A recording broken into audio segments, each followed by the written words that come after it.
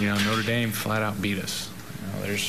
You can't really beat around the bush with that kind of things when you play a game like that, and they just flat out beat us tonight.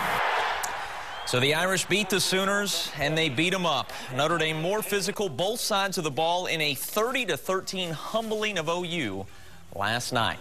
Well, Kansas State made the blueprint. The Irish followed it perfectly.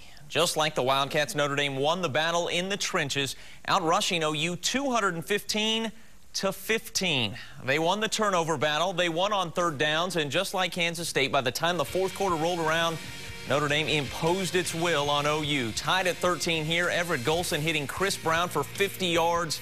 Notre Dame would go on to score the game's final 17 points, handing Bob Stoops the biggest home defeat of his career.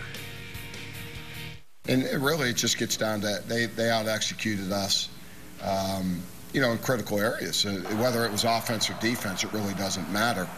There are similarities between this and Kansas State, a month and, 5-6 weeks ago. Well, that's what happens when, you play good defense and you don't execute the way you need to. And, ultimately, this is a team game. You know what I mean? It's offense, defense, special teams, everything working together.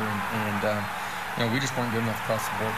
Defensively, I could live with really most of the game, but the two plays. The one early touchdown was a big play, and the one late pass. We had him and gave a big play. Can't do that, especially in that part of the game when the game's close like that. Every time we got momentum in the game, we kind of lost it immediately, and that's the disappointing part. The fourth quarter, in these two losses, we just didn't play good enough against good football teams.